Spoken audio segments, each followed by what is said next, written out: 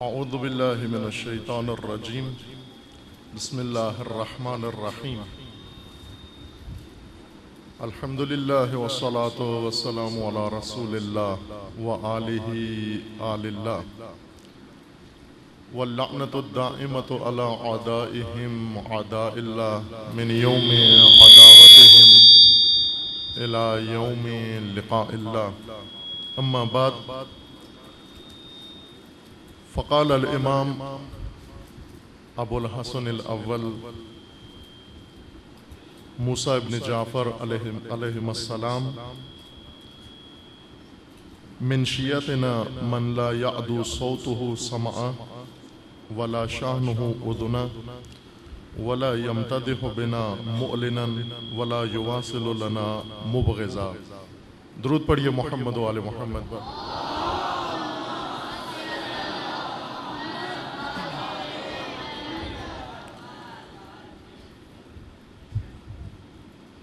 شہادت جانگداز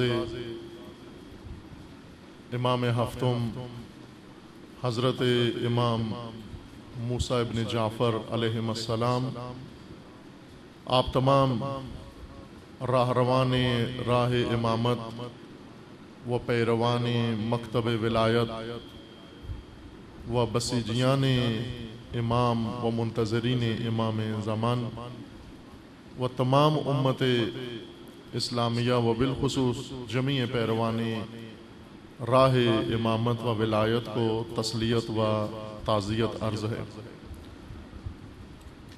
آج بہت ہی عظیم روز ہے پوری امت اسلامیہ کے لیے و بالخصوص مکتب امامت کے پیروکاروں کے لیے و شیعہ کے لیے، اور وہ یہ المناک دن و سوزناک دن یعنی امام ہفتم علیہ السلام کا روز شہادت ہے.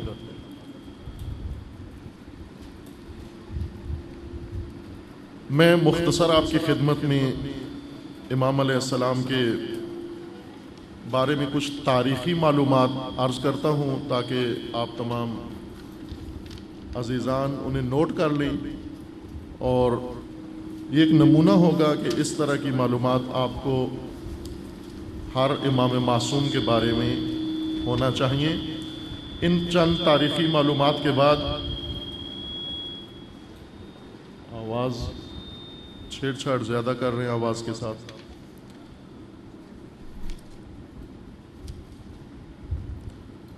یہ تاریخی معلومات ہیں امام علیہ السلام کے بارے میں جو ہر شیعہ کو و ہر مسلمان کو ان سے آگاہ ہونا ضروری ہے، لیکن یہ صرف تاریخی معلومات ہیں، یہ معرفت امام نہیں کہلاتی. اتنی معلومات ائمہ کے زمانے میں رہنے والے سارے انسانوں کو حاصل تھیں. تاریخ لکھنے والے تمام مورخین کو یہ معلومات ہیں، اور حتیٰ وہ لوگ جو ائمہ اطہار کے پیروکار نہیں ہیں، وہ مخالفین ہیں، انہیں بھی اس طرح کی وہ اتنی حد تک تاریخی معلومات ہوتی ہیں اور ہیں. ان تاریخی معلومات سے آشنا ہونا ضروری ہے، لیکن امامت کی معرفت اور امام کی معرفت جس کا ہمیں حکم دیا گیا ہے، من مات ولم یعرف امام زمانہ فقد مات میتۃ جاہلیہ. جو شخص اس عالم میں مر جائے کہ اپنے زمانے کے امام کی معرفت نہ رکھتا ہو، اس کی موت جاہلیت کی موت ہے. پس تاریخی معلومات ضروری ہیں، لیکن تاریخی معلومات امامت کی معرفت نہیں ہیں، وہ اور معرفت ہے، اس کے بارے میں بھی عرض کریں گے.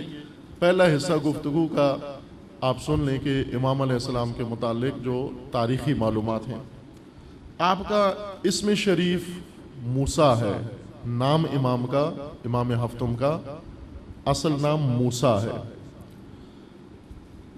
کاظم آپ کا لقب ہے. جس طرح لوگ یہاں بھی نام رکھتے ہیں ساتھ ایک لقب رکھ لیتے ہیں، اسی طرح عرب میں کلچر تھا، یہ ثقافت تھی وہاں کہ نام بھی ہوتا تھا ساتھ لقب بھی ہوتا تھا. اور ابو الحسن آپ کا کنیہ ہے. کنیہ عربی تہذیب کے اندر ہوتا ہے، نام کا حصہ ہے، باقی تہذیبوں میں نہیں ہوتا. یعنی ابو یا یا اس طرح کے ناموں سے یاد کیا جاتا ہے. جس طرح رسول اللہ کا کنیہ ہے ابو القاسم، علی علیہ السلام کا کنیہ ہے ابو الحسن، امام مجتبیٰ کا کنیہ ہے ابو محمد، امام حسین علیہ السلام کا کنیہ ہے ابو عبداللہ. یہ کنیہ ہے، انہی ناموں سے پکارے جاتے تھے. مثلا امام حسین علیہ السلام کو حسین کوئی بھی نہیں کہتا تھا، سب ابو عبداللہ کہتے تھے، یا ابا عبداللہ. ابھی زیارت نامہ پڑھتے ہیں ہم، زیارت نامہ امام حسین علیہ السلام کا کس طرح سے شروع ہوتا ہے؟ السلام علیک یا ابا عبداللہ، یا ابا عبداللہ. یہ کنیہ ہے امام علیہ السلام کا. امام زمانہ اجل اللہ تعالی فرج و شریف کا کنیہ ہے ابو صالح. امام زمانہ کا کنیہ ہے ابو صالح. امام ہفتم امام موسیٰ کاظم علیہ السلام کا کنیہ ہے ابو الحسن.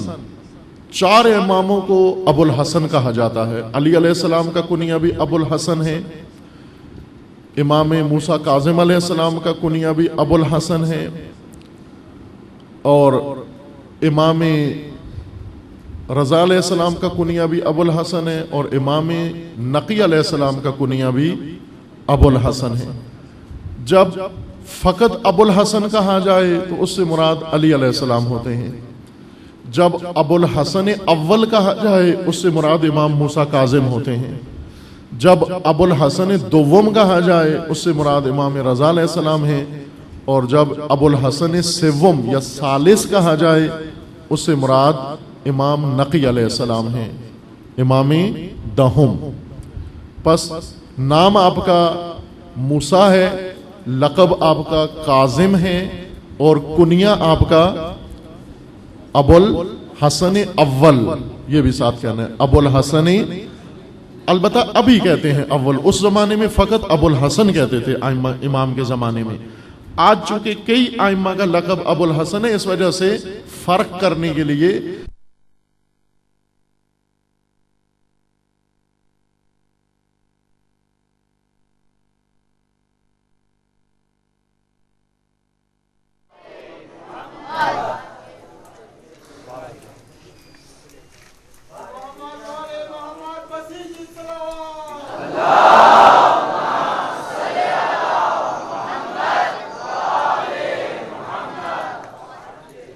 امام علیہ السلام کے والد گرامی کا نام ہے جعفر صادق. آپ کی والدہ معظمہ کا نام ہے حمیدہ. کیا نام ہے؟ امام ہفتم کے والد محترم کا نام کیا ہے؟ سب بولیں. جعفر صادق علیہ السلام. سب مل کے بولیں.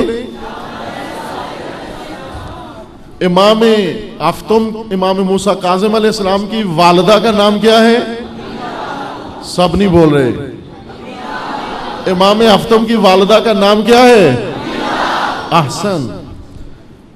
امام علیہ السلام جگہ جہاں پہ امام علیہ السلام کی ولادت ہوئی ہے، مدینہ کے باہر ایک گاؤں آبادی ہے چھوٹی سی، جس کا نام ہے ابوا. ابوا مدینہ کے باہر چھوٹی سی آبادی ہے، اس کا نام ہے ابوا. امام علیہ السلام کی تاریخ پیدائش، امام موسیٰ کاظم علیہ السلام کس تاریخ پیدا ہوئے؟ کیا تاریخ ہے ولادت امام؟ شہادت امام 25 رجب ہے. سال کس سال پیدا ہوئے امام؟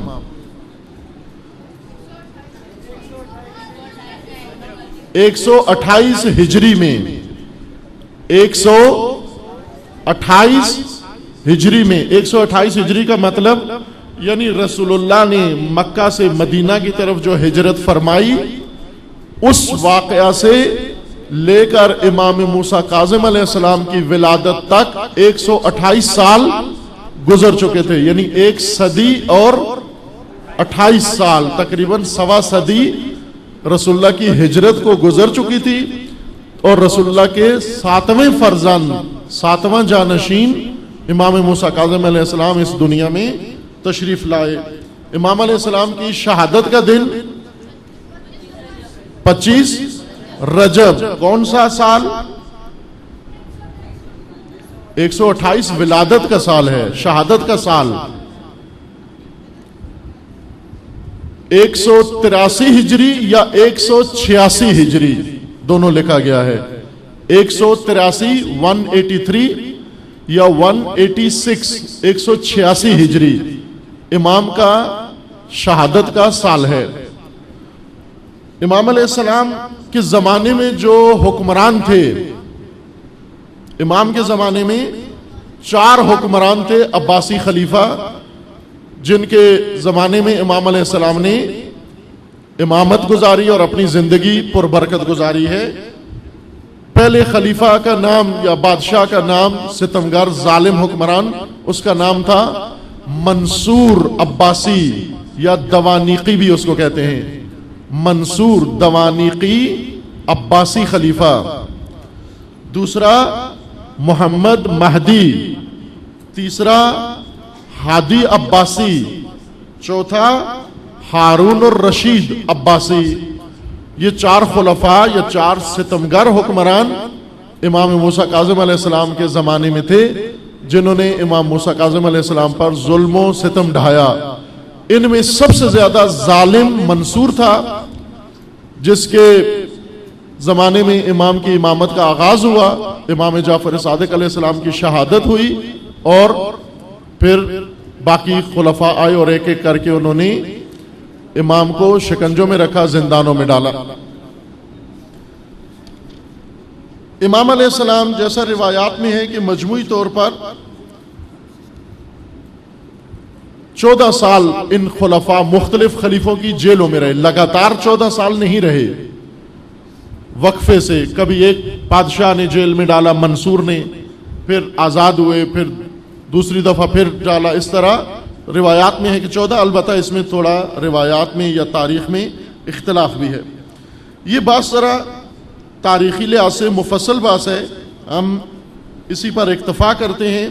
اب کچھ اور بھی تاریخی معلومات تھیں لیکن وقت کم ہے ہمارا، دوسرے موضوع کی طرف آتے ہیں عزیزان، کہ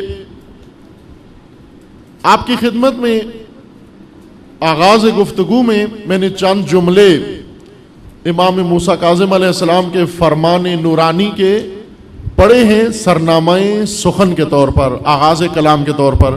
دوبارہ میں ان کو پڑھتا ہوں۔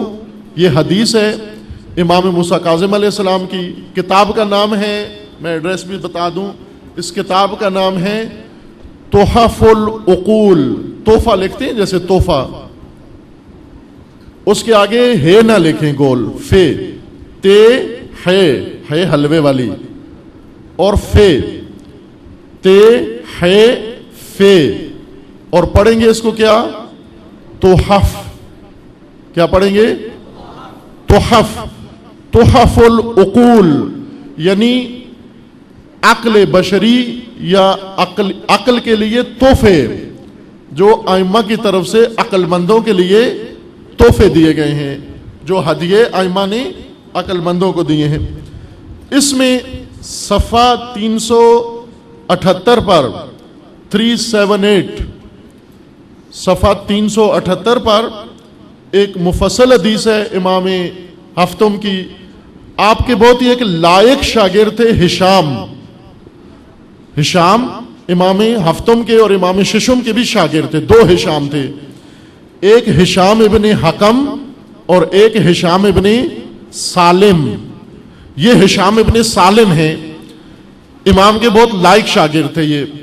امام علیہ السلام نے ایک عمومی کلاس ہوتی تھی جس میں سارے شاگردوں کو امام لیکچر دیتے تھے، اور اس کلاس کا سب سے لائق شاگرد ہشام ابن سالم نکلے، لہذا امام نے اس کے لیے ایک خصوصی کلاس رکھی، اور دین کا وہ حصہ جو عمومی کلاس میں امام نے نہیں بیان کیا، وہ اپنے ایک شاگرد کو امام نے سکھایا۔ توجہ کریں عزیزان، یہ ہمارے لیے ایک نمونہ ہے۔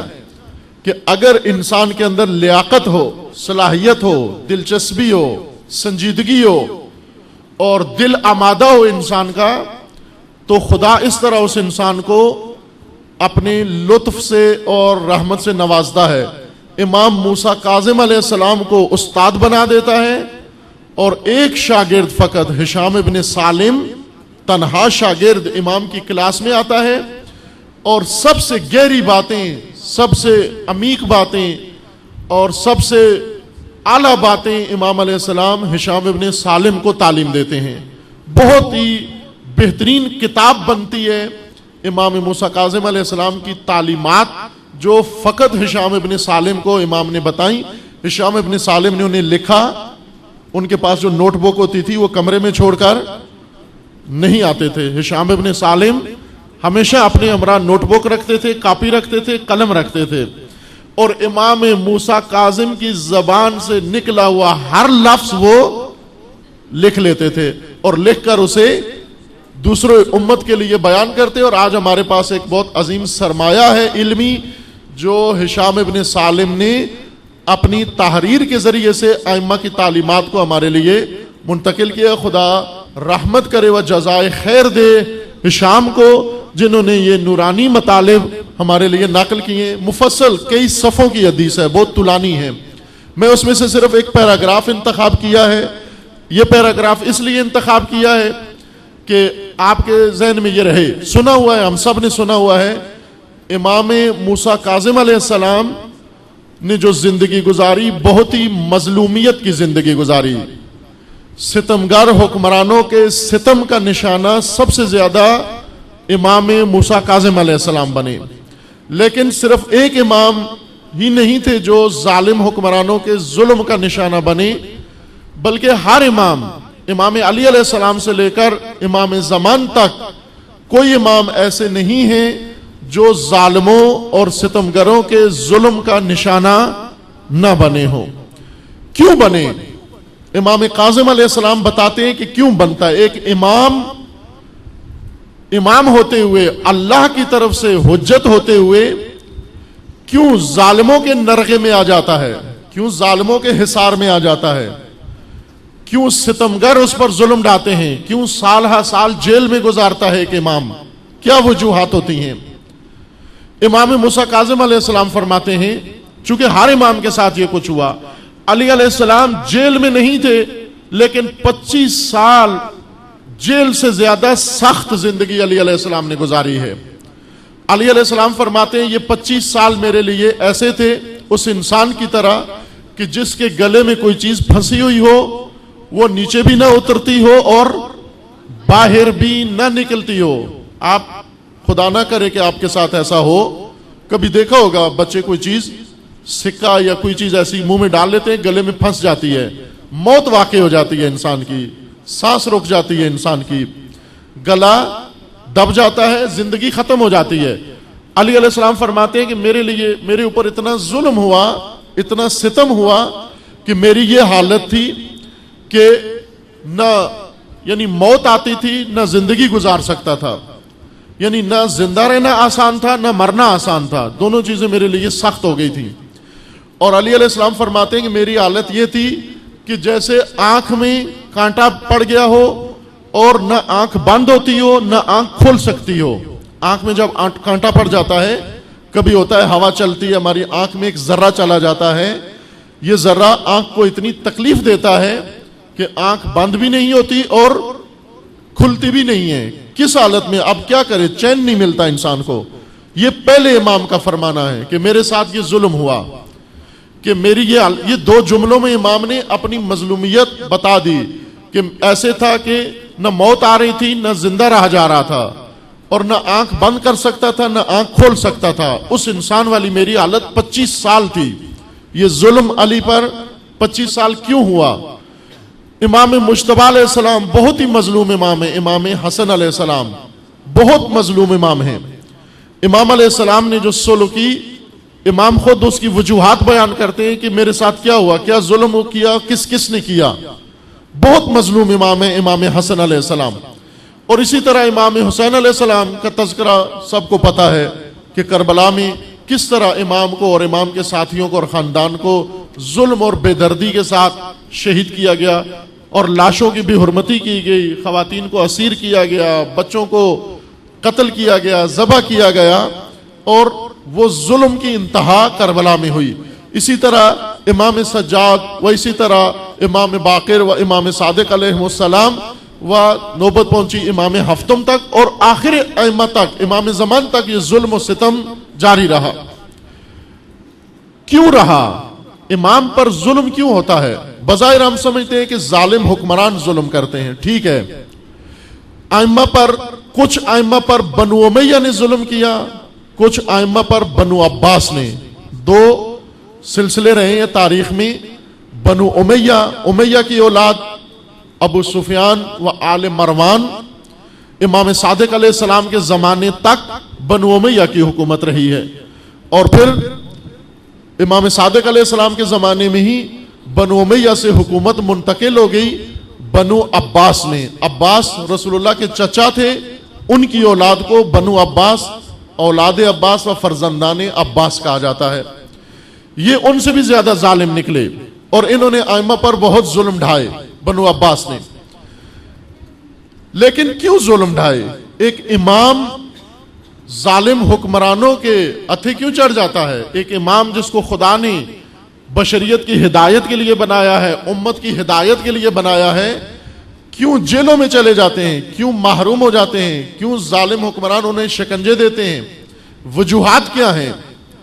اس وقت امام ظالموں کے ہاتھ آ جاتے ہیں، وہ ظالم ان پر شکنجے کرتے ہیں کہ جب امت امام کا ساتھ چھوڑ دے، امام جب تنہا ہو جائے، تنہا امام ظالموں کے حصار میں چلا جاتا ہے۔ اور یہ تاریخ ہمیں بتاتی ہے کہ ہر امام تنہا رہے ہیں۔ علی تنہا امام تھے، بلا امت و بغیر امت کے امام تھے۔ امام حسن تنہا امام تھے۔ میں ایک نمونہ پیش کرتا ہوں امام حسن کی تنہائی کا۔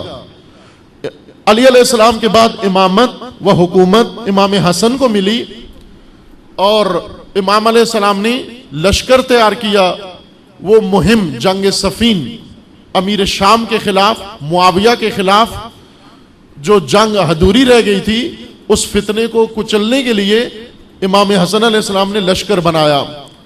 اس لشکر کا سپہ سالار اعلیٰ اپنے چچا زاد بھائی عبید اللہ ابن عباس کو بنایا۔ یہی عباس جن کی اولاد بنو عباس کہلاتے ہیں، انہی کے بیٹے کو عبید اللہ، دو بھائی ہیں یہ، ایک عبداللہ ابن عباس اور ایک عبید اللہ ابن عباس۔ عبید اللہ چھوٹے ہیں۔ عبید اللہ ابن عباس کو امام حسن نے اپنی فوج کا سپہ سالار اعلیٰ بنایا اور اسے روانہ کیا شام۔ تقریباً 12,000 یا 18,000 کا لشکر امام علیہ السلام نے اس سپہ سالار کو دیا کہ آپ لے کر جاؤ، اور میں اس کے بعد آ رہا ہوں شامیوں سے جنگ کرنے کے لیے، فوج کا دوسرا حصہ میں لے کے آ رہا ہوں۔ یہ سپہ سالار جب بارڈر پہ پہنچا، محاذ جنگ پہ پہنچا، تو شامیوں کی طرف سے ایک وفد آیا، ایک ٹیم آئی ان سے ملنے کے لیے، اور انہوں نے آ کر اس سپہ سالار کو، یہ امام حسن کے چچا زاد بھی تھے اور فوج کے سپہ سالار بھی تھے، بنو ہاشم تھے یہ، یعنی عباس کی اولاد تھے۔ عباس رسول اللہ کے چچا ہیں، علی علیہ السلام کے چچا ہیں۔ انہوں نے آ کر پیشکش کی، ایک پیشکش یہ کی کہ آپ امام حسن کا ساتھ چھوڑ دو، ہم شام کی فوج کا سپہ سالار اعلیٰ آپ کو بناتے ہیں، آپ امام حسن کا ساتھ چھوڑ دو، شام کی فوج کے سپہ سالار اعلیٰ بن جاؤ گے۔ دوسری پیشکش یہ تھی کہ ہم آپ کو ہزاروں لاکھوں دینار دیں گے۔ وہ تھیلیاں دیناروں کی لے کر آئے اور اسی وقت انہوں نے سامنے رکھی اور کہا کہ آدھی رقم یہ ہے اور آدھی باقی رقم جب آپ آ جاؤ گے شام میں تو اس وقت آپ کو دے دی جائے گی۔ آج کے حساب سے اربوں روپیہ بنتا ہے، اربوں ڈالر بنتے ہیں، جو اس وقت انہوں نے پیشکش کی تھی دیناروں کی صورت میں، سونے کے سکے۔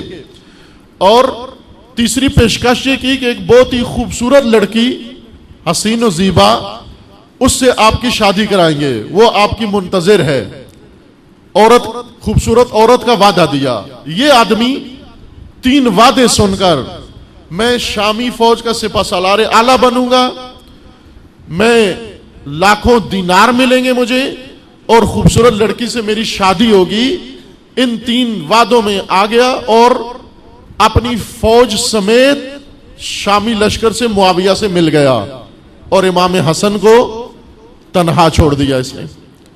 باقی ماندہ فوج جو امام علیہ السلام کے ساتھ تھی اس کے اندر بھی یہی ہوا، اور وہ فوج بھی امام کا ساتھ چھوڑ گئی اور امام حسن بالکل تنہا ہو گئے. یہ امام حسن کی تنہائی کا عالم تھا. امام حسین کی تنہائی سب کو معلوم ہے کہ امام حسین علیہ السلام جب مدینہ سے چلے سب کو دعوت دی کہ میں جا رہا ہوں، اس ظالم حکمران یزید کے خلاف قیام کر رہا ہوں، آپ میرا ساتھ دو. کوئی بھی نہیں آیا، صرف 72 انسان جو آپ سنتے ہیں تاریخ میں، یا 72 سے کچھ زیادہ تھے، 100 کے قریب تھے، اتنے لوگ فقط کربلا میں امام کے ساتھ گئے. ان میں بھی بوڑھے اور بچے چھوٹے چھوٹے، بہت کم لوگ تھے جو جوان تھے، جو جنگ لڑ سکتے تھے یا کوئی کام کر سکتے تھے، یہ امام کے ساتھ تھے. امام حسین تنہا امام تھے. امام زین العابدین تنہا امام تھے. لوگوں نے ساتھ نہیں دیا، امت نے ساتھ نہیں دیا. زبیر کا ساتھ دیا، عبداللہ ابن زبیر کا ساتھ دیا، امیر مختار کا ساتھ دیا لوگوں نے، زین العابدین کا ساتھ نہیں دیا. امام زین العابدین سید السجاد مظلوم امام، کربلا کی سختیاں دیکھیں، کوفہ و شام کی سختیاں دیکھیں، اور واپس جب مدینے آئے امت نے ساتھ نہیں دیا. اسی طرح امام باقر علیہ السلام کا زمانہ. ایک نمونہ امام صادق علیہ السلام کا پیش کرتا ہوں آپ کی خدمت میں، ائمہ کی تنہائی. امام صادق علیہ السلام، توجہ فرمائیں عزیزان، یہ خصوصاً آپ کے لیے عرض کر رہا ہوں، آپ جوانوں کے لیے، آپ عزیزوں کے لیے، آپ ائمہ کی امیدوں کے لیے. آج ائمہ کی حسرت پوری ہو رہی ہے، تاریخی حسرت ائمہ کی آج پوری ہو رہی ہے آپ لوگوں کی شکل میں. یہ باتیں بڑے غور سے سنیں، یہ آپ کے لیے عرض کر رہا ہوں کہ اس وقت کیا تھا اور آج صورتحال کیا ہے. ان باتوں کو غور سے سنیں. امام صادق علیہ السلام سنتے ہم سارے کہ امام صادق علیہ السلام کے 4000 شاگرد تھے. امام جو پڑھاتے تھے لوگوں کو دین، کلاسیں مختلف، جس میں بڑے بڑے لوگ تھے. جابر ابن حیان جس کا نام ہم سب لیتے ہیں سنتے ہیں، یہ ایک شاگرد تھے امام کے.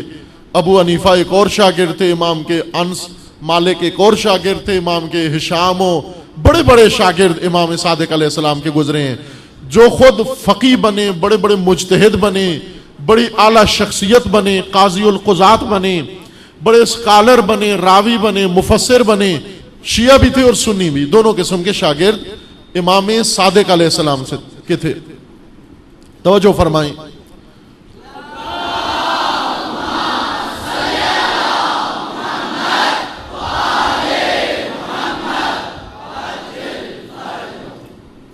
صلوات نہیں ہوئی، اس طرح کی صلوات. آج امام موسیٰ کاظم علیہ السلام کا دن ہے، اور امام موسیٰ کاظم علیہ السلام کو آپ آج ایک درود و سلام محمد و آل محمد پر پڑھ کر روح امام کاظم علیہ السلام کو ہدیہ کریں. کاظمی صلوات پڑھیں آپ.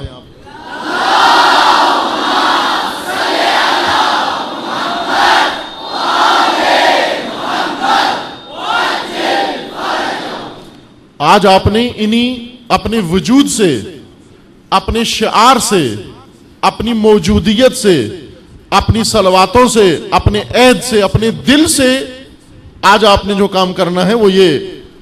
آج آپ نے ائمہ اطہار کو اپنی طرف سے یہ پیغام و عہد پہنچانا ہے کہ آج ائمہ تنہا نہیں ہیں. اس طرح کی صلوات پڑھیں، اس طرح کی صلوات پڑھیں کہ امام زمانہ سن لیں کہ میں آج تنہا نہیں ہوں. ایک آخر الزمانی صلوات پڑھیں آپ.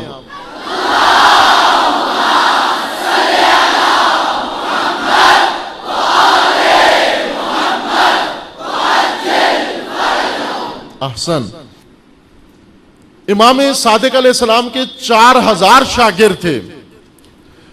بنو امیہ کمزور ہو چکے تھے اور بنو عباس اقتدار پہ قبضہ کرنا چاہ رہے تھے.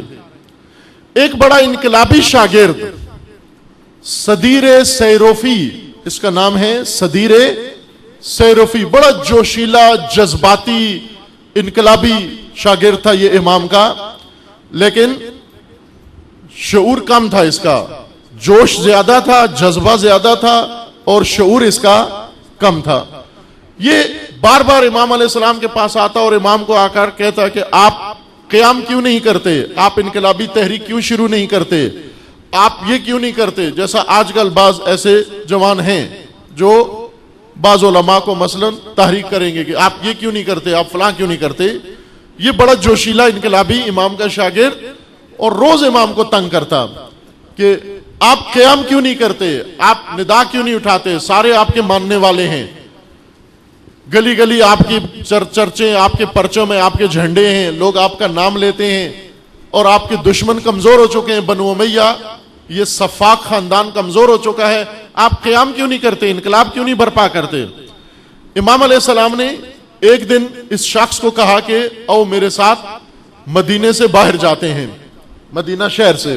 امام نے 2 سواریاں منگوائیں، ایک خچر اور ایک گھوڑا، گھوڑے پہ اس کو بٹھایا، اس جوان کو، جوشیلے کو، اور خچر پہ خود بیٹھے امام، اور بیٹھ کر مدینے سے باہر گئے۔ یہ خود روایت نقل کرتا ہے، سارا واقعہ اس نے نقل کیا کہ اس طرح امام نے میرا ہاتھ تھاما، اس طرح ہمیں بٹھایا، یعنی سواری پہ بٹھایا، اور پھر مدینہ سے باہر لے گئے، اور دور مدینہ سے جا کر، شہر آبادی سے دور جا کر ایک جگہ رک گئے امام، اور رک کر یہ فرمایا کہ اگر میرے پاس ایک ریوڑ بکریوں کا چر رہا تھا، بکریوں کے بچوں کا، بکریوں کے بچوں کو ان سے الگ کر دیتے ہیں تاکہ دودھ نہ پئیں بکری کا، بھیڑ بکریوں کے بچے، ان کا ایک ریوڑ تھا چھوٹا سا۔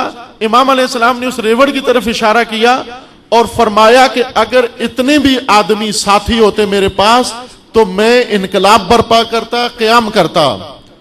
وہ شخص، وہ جوشیلا انقلابی، وہ کہتا ہے میں نے وہ گنے، وہ ریوڑ گنا، وہ 17 بکری کے بچے تھے، 17 بکری کے بچے تھے۔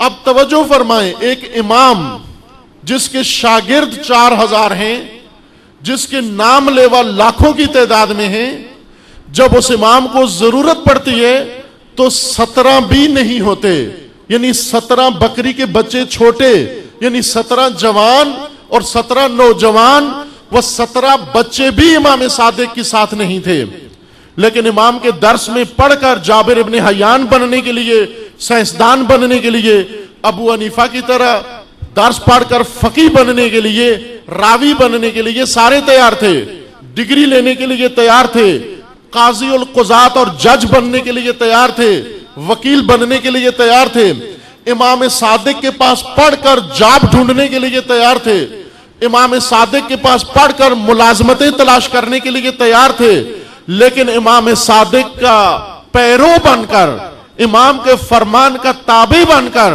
امام کا ساتھ دینے کے لیے کوئی بھی تیار نہیں تھا۔ 4000 شاگردوں کا استاد حسرت سے یہ کہتا ہے کہ میرے پاس 17 بچے بھی نہیں ہیں تاکہ میں ان کا قیام کروں، میں ان کے ذریعے سے قیام کروں۔ یہ امام صادق کی تنہائی ہے عزیزان۔ سب سے زیادہ جن ائمہ کو تائید ملی ہے وہ امام باقر و امام صادق علیہ السلام ہیں، اور یہی جن کو سب سے زیادہ تائید ملی ہے، جن کے شاگرد زیادہ تھے، جن کی پذیرائی زیادہ ہوئی لوگوں میں، وہ امام کہہ رہے ہیں میں اتنا تنہا ہوں کہ میرے پاس 17 بچے بھی نہیں ہیں، 17 نوجوان بھی نہیں ہیں، 17 کمسن بھی نہیں ہیں۔ اور پھر اس کے بعد امام ششم کے بعد امام ہفتم جن کی آج روز شہادت ہے 25 رجب، ان کا زمانہ آ گیا، اور امام ہفتم کی تنہائی سب سے زیادہ دردناک ہے۔ کیسے ممکن ہے کہ ایک ملت، ایک قوم کا امام 14 سال زندان میں ہو اور اس امام کی آزادی کے لیے کوئی تحریک بھی نہ چلی ہو، اس امام کی آزادی کے لیے کسی شیعہ کا خون بھی نہ بہا ہو؟ کیوں کوئی شیعہ حرکت میں نہیں آیا؟ ہم عام مسلمانوں کی بات نہیں کرتے، اس وقت کیوں کوئی شیعہ حرکت میں نہیں آیا؟ افسوس کرتے تھے امام کاظم کی اسیری پر، روتے تھے، غم کرتے تھے، ماتم کرتے تھے، ایک دوسرے کو پرسا دیتے تھے، لیکن امام کی آزادی کے لیے کوئی قدم نہیں اٹھاتے تھے۔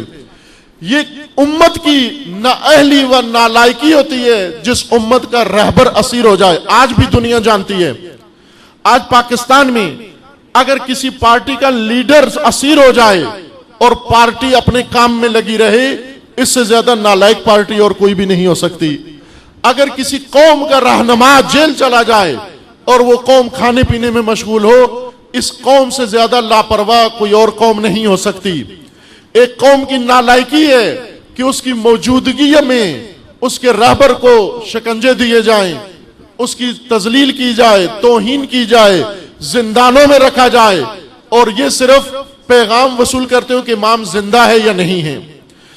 جس دن امام کی شہادت ہوئی، تنہائی و مظلومیت امام کاظم کی حد یہ ہے کہ جب امام کاظم کی شہادت ہو گئی، جیل کے مزدوروں کو کہا گیا کہ جنازہ اٹھاؤ زندان سے اور دجلہ کے پل پر جا کر رکھ دو اور اعلان کرو کہ شیعوں کے امام فوت ہو گئے ہیں۔ شیعہ و سنی و سب آتے تھے صرف یہ دیکھنے کے لیے کہ امام موسیٰ کاظم کو شہید کیا گیا، قتل کیا گیا، یا طبعی موت دنیا سے چلے گئے ہیں۔ پردہ اٹھاتے، چادر اٹھاتے، گلا دیکھتے، جسم دیکھتے کہ آیا جسم پہ شکنجوں کے نشان ہیں یا نہیں ہیں، گلے پہ رسی کا نشان ہے یا نہیں ہے، زخم کا نشان ہے یا نہیں ہے۔ اب ظاہر سی بات ہے کہ نہیں تھا، چونکہ امام علیہ السلام کو معاذ اللہ پھانسی نہیں دی گئی، امام علیہ السلام کے گلے پہ خنجر نہیں چلایا گیا، زخم نہیں تھا، رسی کے نشان نہیں تھے، لہٰذا یہ کہہ دیتے کہ امام کی شہادت نہیں ہوئی تبھی موت اس دنیا سے گئے ہیں، چونکہ زہر سے امام کو شہید کیا گیا۔ یعنی اس زمانے کا شیعہ کیا کر رہا تھا؟ فقط حکومت کو بری ذمہ قرار دے رہا تھا کہ حکومت مجرم نہیں ہے، یعنی امام کو قتل نہیں کیا گیا، اور حکومت کو سرٹیفکیٹ دے رہا تھا طبی طور پر امام اس دنیا سے گئے ہیں۔ اس قسم کی امت اس زمانے کے اندر موجود تھی عزیزمان، یہ حالات تھے۔ اور اس کے بعد ہر امام رضا علیہ السلام، وہ تنہا امام کہ جب مدینے سے امام کو اغوا کرنے کے لیے خراسان سے دہشت گرد گروہ بھیجا گیا کہ شیعوں کے امام کو مدینے سے اغوا کر کے خراسان منتقل کیا جائے، البتہ بظاہر باعزت طریقے سے۔ یہ جتھا، یہ گروہ گیا، جا کر انہوں نے امام رضا علیہ السلام سے کہا کہ آپ تیاری کریں، آپ کو ہم نے خراسان لے کے جانا ہے، خلیفہ کا حکم ہے، مامون الرشید نے کہا ہے۔ امام علیہ السلام سمجھ گئے۔ امام نے کہا کہ اگر میں نہ جاؤں تو کیا ہوگا؟ انہوں نے کہا کہ نہ جانے کی صورت میں ہمیں حکم دیا گیا ہے، وہ حکم ہم آپ کو بتا سکتے ہیں کہ کیا ہوگا۔ امام علیہ السلام نے پھر تدبیر کی، اپنی اس اسارت اور اپنے اغوا کا اعلان کیا، محلے والوں کو، مدینے والوں کو آگاہ کیا، اور انہوں نے کہا کہ تم سارے اکٹھے ہو جاؤ اور میرے لیے میری زندگی میں عزاداری کرو۔ اکٹھے ہوئے صرف بنو ہاشم اور خواتین امام رضا علیہ السلام کے خاندان کی اور گھر کی اکٹھی ہوئی، امام رضا کی زندگی میں امام رضا کے لیے عزاداری کی، لیکن کوئی بھی مدینے والا نہیں آیا جو آ کر پوچھے کہ اہل بیت کے گھر میں، امام رضا کے گھر میں کیوں کوہرام بچا ہوا ہے، کیوں خواتین رو رہی ہیں، کیوں چیخو پکار ہے، کیوں بچے رو رہے ہیں، کوئی بھی پوچھنے کے لیے نہیں آیا۔ اور اس غربت و تنہائی میں امام کو اٹھا کر لے آئے اور خراسان منتقل کر کے خلیفہ نے اپنے پاس بلا کر اور جو ظلم کرنا تھا وہ کیا۔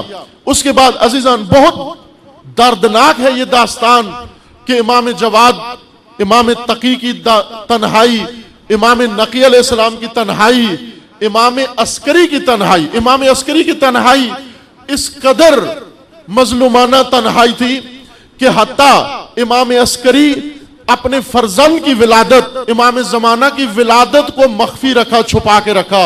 کس سے چھپا کے رکھا؟ اپنے رشتہ داروں سے، اپنے بھائیوں سے۔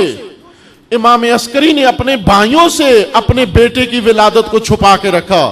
اس قدر تنہائی تھی ائمہ کی عزیزمان۔ یہ باب نہیں پڑھا جاتا، یہ نہیں پڑھایا جاتا، یہ ہمارے قوم کو نہیں بتایا جاتا کہ ائمہ کی تنہائی کس طرح سے گزری۔ ہم صرف پرسہ دیتے ہیں، قصیدے نوئے پڑھتے ہیں اور ائمہ کو شاہ و شہنشاہ و تاج اور کیا بنا کے پیش کرتے ہیں، جبکہ ائمہ کی تنہائی و مظلومیت نہیں ہم ذکر کرتے۔ لیکن عزیزان آج ورق پلٹ گیا ہے اور پلٹنا چاہیے. آج ائمہ کی تنہائی ختم ہوئی اور آج وہ طبقہ جس کی آرزو تھی ائمہ کو، وہ شیعہ پیدا ہو گیا ہے، وہ میدان میں آ گیا ہے.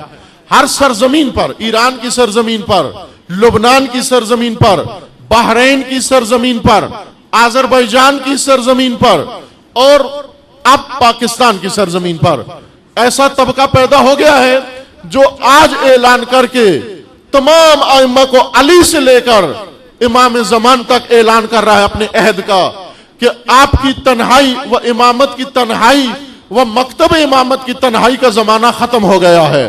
اب اگر تنہائی کا زمانہ ہے تو ظلم کی تنہائی شروع ہو رہی ہے، ستم کی تنہائی شروع ہو رہی ہے، طاغوت کی تنہائی شروع ہو رہی ہے اور شیاطین کی تنہائی شروع ہو رہی ہے.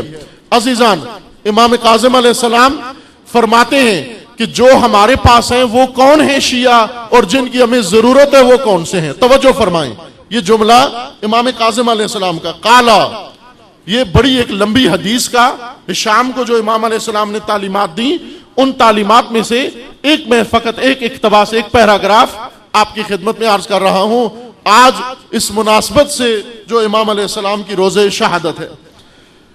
من شیعتنا، ہمارے شیعہ میں سے وہ ہمارا شیعہ ہے، من لا یعدو صوتہ سمعا، ہمارا شیعہ وہ ہے جو بولتا کم ہے سنتا زیادہ ہے، جو بولتا کم ہے اور سنتا زیادہ، یعنی ہمیں سناتا کم ہے ہماری سنتا زیادہ ہے. امام موسیٰ کاظم فرما رہے ہیں شیعہ کون ہوتا ہے؟ پیرو وہ نہیں ہوتا جو اپنے رہبر کو فقط سنانا چاہے. یہ مزاج بسیجی کا نہیں ہوتا. امام خمینی فرماتے ہیں بسیجی سر تسلیم خم، اپنے رہبر کے سامنے جو صرف اپنے امام اور رہبر کی بات سنتا ہے، اپنے رہبر کو کہتا کچھ بھی نہیں ہے، ہرگز کچھ نہیں کہتا. رہبر کہے اٹھو اٹھ جاتا ہے، رہبر کہے بیٹھو بیٹھ جاتا ہے، ہیل و حجت نہیں کرتا.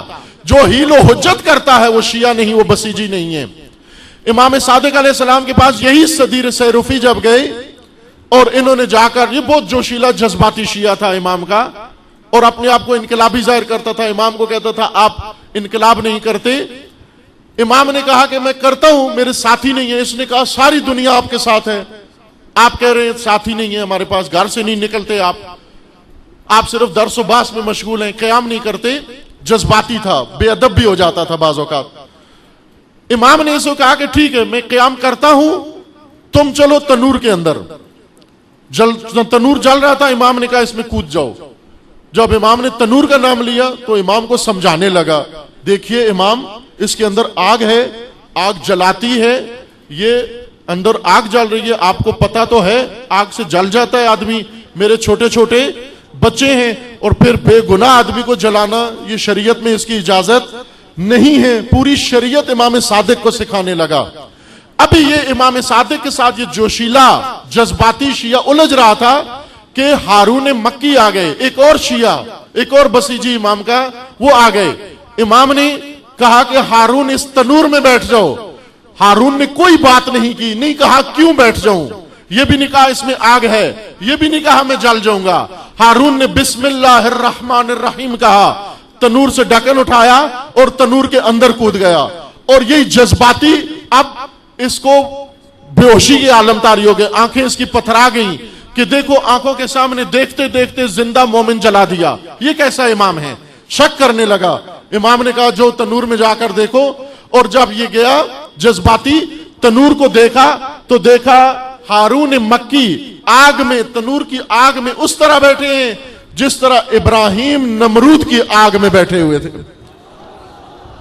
کیا فرق تھا اس جذباتی میں اور ہارون مکی میں؟ ہارون تسلیم تھا امام کے سامنے. امام نے کہا تنور میں، وہ تنور میں بیٹھ گیا. امام کہے کھڑے ہو جاؤ، وہ کھڑا. امام کہے بیٹھ جاؤ، بیٹھ جائے. امام کہے خاموش، وہ خاموش ہو جائے. امام کہے جاؤ، وہ چلا جائے. امام کہے آؤ، وہ آ جائے. لیکن وہ جو شک کرنے لگے، جو رسول پر شک کریں، امام اور رہبر پر شک کرنے لگے، یہ رہبر نے کیا بیان دے دیا، یہ رہبر نے کیا حکم دے دیا، یہ رہبر نے کیا فرمان دے دیا، یہ رہبر نے کیا خط لکھ دیا. یہ وہ جذباتی نادان پیروکار ہیں جو ائمہ پہ شک کرنے لگتے ہیں وقت ضرورت. جب ان کے جذبات کی تکمیل نہیں ہوتی تو اس وقت ائمہ پہ شک کرنے لگتے ہیں. عزیزان، ائمہ کو جو شیعہ چاہیے، امام موسیٰ کاظم کو جو شیعہ چاہیے، وہ کون سے شیعہ؟ امام فرماتے ہیں شیعہ تو نہ من لا یعدو صوتہ سمعہ. جب شیعہ ہمارے سامنے آتا ہے، ہماری تعلیمات کے سامنے آتا ہے، فقط ہماری بات سنیں، ہمیں سنانے نہ آئے، صرف سنیں ہم سے آ کر. آج یہ کلچر پاکستان میں بنا دیا گیا ہے علماء کو سمجھانے والا. ہم نے علماء کو چلانا ہے، ہم نے علماء کو ہینڈل کرنا ہے، ہم نے علماء کو سٹیئرنگ اپنے ہاتھ میں رکھنا ہے. وہ عالم نہیں ہو سکتا جو اپنی زمام عوام کے ہاتھ میں دے دے، جو اپنی زمام اپنے پیروکاروں کے ہاتھ میں دے دے، وہ اس کو سٹیئرنگ اس کا گھمائیں. عزیزان، عالم کی علامت یہ، امام خمینی کے پاس آتے لوگ ہزار مشورے دیتے، ماحول بناتے، رنگ بناتے. امام کو آ کر کہتے کہ یہ موقع نہیں ہے فرمان دینے کا، یہ موقع نہیں ہے جنگ کروانے کا، یہ موقع نہیں ہے انقلاب کرانے کا. امام فرماتے یہ کلام جو کہہ دیا یہی ہونا ہے اور اس کے علاوہ کچھ اور ہو نہیں سکتا. اور اس طرح انقلاب کامیابی کو پہنچا. آج وہ بسیجی، وہ پیروکار امام خمینی کو میسر آئے. عزیزان، ہمیں کیا بننا ہے یہ عرض کر رہا ہوں. امام کاظم علیہ السلام آپ کو کیا دیکھنا چاہتے ہیں؟ امامت کو تنہائی سے نکالنا ہے، آج ولایت کو تنہائی سے نکالنا ہے، ائمہ کو تنہائی سے نکالنا ہے، تشیع کو تنہائی سے نکالنا ہے. عزیز من، یہ صرف سادہ سا ایک اجتماع نہیں ہے جس میں آپ کو وضو اور نماز اور داڑھی اور پردہ سکھا کر واپس بھیج دیں. نہ عزیز من، اس دین سے نہ آپ کو فائدہ ہے، نہ آپ کے امام کو فائدہ ہے، نہ آپ کے مذہب کو فائدہ ہے. ساری امت داڑیاں رکھ لے کچھ بھی نہیں ہوتا، ساری امت پردہ کر لے کچھ بھی نہیں ہوتا، ساری امت نمازیں شروع کر دے کچھ بھی نہیں ہوتا، ساری امت نمازیں اور حج شروع کر دے کچھ بھی نہیں ہوتا. ثواب کے کام سیکھ کر اور ائمہ کو تنہا چھوڑ دیں، یہ کچھ بھی نہیں ہوتا. امام حسین علیہ السلام نے احرام کھولا اور حاجیوں سے کہا کہ آپ بھی احرام کھولو اور میرے ساتھ آ جاؤ، لیکن ثواب کے متوالے حج میں لگے رہے. کعبہ چھوڑ دیں ہم، اللہ کا حرم چھوڑ دیں ہم، طواف چھوڑ دیں ہم، قربانی چھوڑ دیں ہم. اتنی توفیق تو ہوئی ہے زندگی میں ایک دفعہ حج نصیب ہوا، وہ بھی آپ کی سیاست کی وجہ سے. آپ حکومت سے ٹکر لی ہے، حکومتوں کے ٹکر لینا سیاست ہے. آپ کی یہ امام کو جواب دیا، اس وقت کے شیعوں نے بھی اور سنیوں نے بھی کیا جواب دیا کہ آپ کے سیاسی عزائم کے لیے ہم اپنا دین چھوڑ دیں. وہ یہ سمجھتے تھے یہ حج کرنا دین ہے، یزید کے خلاف اٹھنا سیاست ہے، اور کہا کہ آپ کی سیاست کی وجہ سے ہم اپنا دین چھوڑ دیں. یہ انہوں نے جواب دیا اور حسین روتے ہوئے مکہ سے نکل گئے. لیکن یہ دیندار امام کا ساتھ نہیں دیا. عزیزان، ہم نے ایسا دین نہیں سیکھنا کہ جو دین ہمیں امام سے جدا کر دے. ہم نے ایسا دین نہیں سیکھنا جو دین ہمیں رہبر سے جدا کر دے. ہم نے ایسا دین نہیں سیکھنا جو دین ہمیں مکتب سے جدا کر دے، جو دین ہمیں اپنی ذمہ داریوں سے جدا کر دے. امام موسیٰ کاظم فرماتے میرا شیعہ کون ہے جو آواز بلند نہ کرے ہمارے اوپر، ہماری بات سنے. جب حسین کہہ دے احرام کھول دو، حق کیا بنتا تھا؟ تمام حاجی احرام کھول دیتے، وہ کفن سر پہ باندھ کر اور حسین ابن علی کے ساتھ نکل پڑتے. اگر وہ حاجی امام کے ساتھ نکل پڑتے، خدا شاہد ہے کہ کربلا میں حسین کا سر نہیں بلکہ یزید کا سر کٹتا. لیکن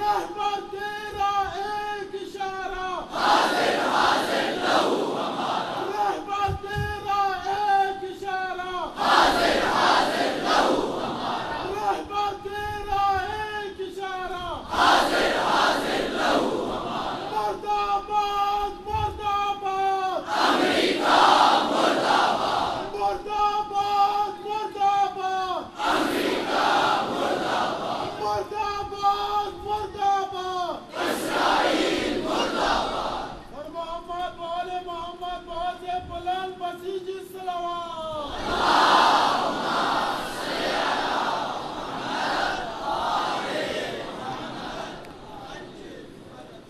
अजीजान, आप कल से मैं महसूस कर रहा हूं कि जोश की कमी है।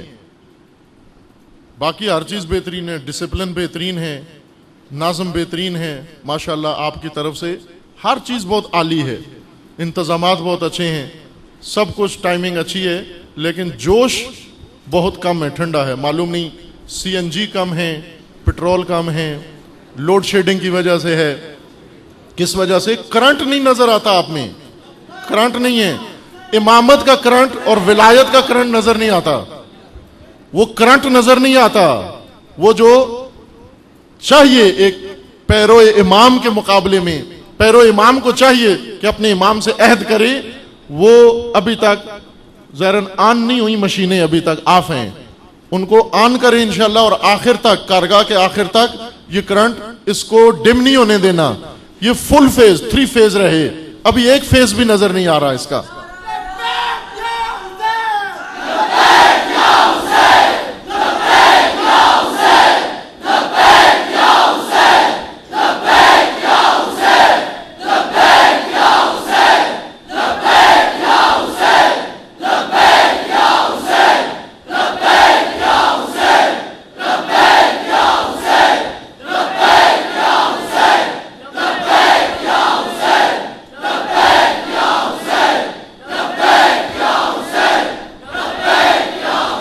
अहसन अहसन जज़ाकल्लाह।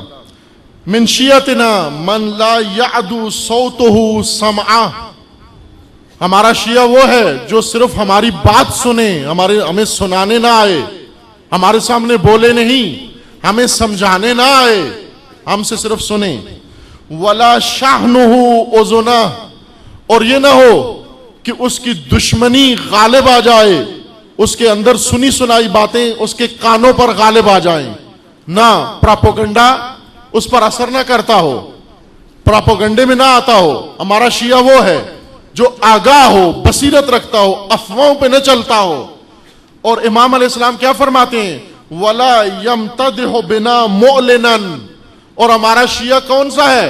हमारा शिया वो है जो हमारे दुश्मनों के साथ, हमारे दुश्मनों के पास जाकर हमारे राज फाश न करता हो, हमारी तारीफें हमारे दुश्मनों के सामने जाकर करके एलानी तौर पर हमारे सारे मंसूबे को कश्फ कर देता हो, हमारे सारे नेटवर्क को फाश कर देता हो, वो नहीं है। वला युवासिलु लना मुबग़िज़ा, और हमारा शिया वो नहीं है कि जो हमारे पास दुश्मनों को लेकर आए, हमारी मजलिसों में और महफिल में हमारे दुश्मनों को लेकर हमारी महफिलों में और मजलिसों में आए, और दुश्मनों को आकर, नुफूजियों को आकर, दूसरों अजनबियों को आकर हमारे पास बिठा दे।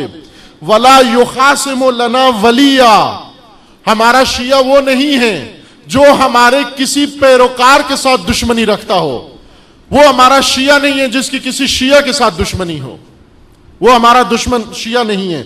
वला युजालिसु लना आइबा, हमारा शिया वो नहीं है जो ऐसी मजालिस और ऐसी महाफिल में और ऐसी मीटिंगों में और ऐसे ग्रोहों में शिरकत करता हो, ऐसे कारवानों में शिरकत करता हो, ऐसी मजालिस और महाफिल में शिरकत करता हो जहां पर हमारे ऐब गिने जाते हैं, हमारे खिलाफ बातें होती हैं और हमारे खिलाफ साजिशें होती हैं।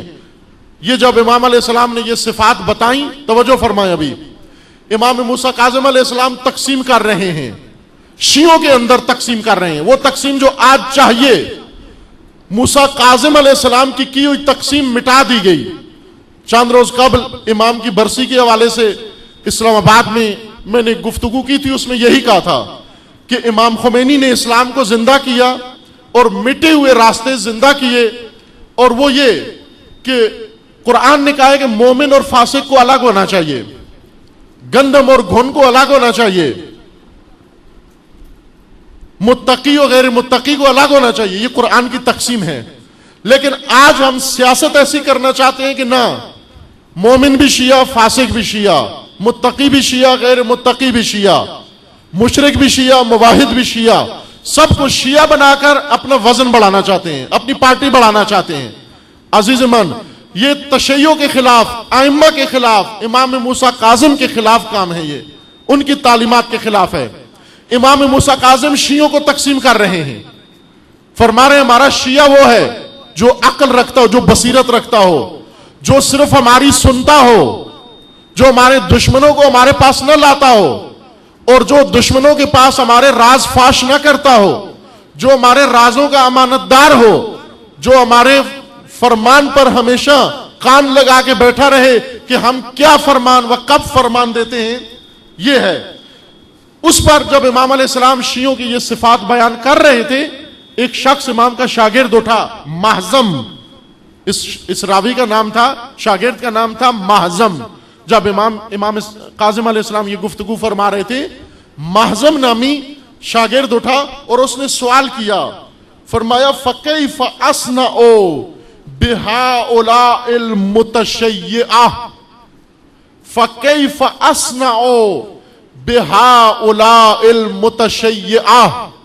اے مولا، آپ جو شیعوں کی ڈیفینیشن بیان کی، آپ نے جو شیعوں کے صفات بیان کی، معیار بیان کیا، یہ تو شیعہ ہو گئے جن کے اندر یہ صفات پائی جاتی ہیں، اور یہ جو شیعہ نما ہیں، نام نہاد شیعہ متشیعہ، یعنی جس نے اپنا عنوان شیعہ رکھ لیا ہے لیکن شیعہ نہیں ہے، یہ صفات نہیں پائی جاتی ہیں اس کے اندر، متشیعہ، یہ امام علیہ السلام کے سامنے محزم نے لفظ استعمال کیا۔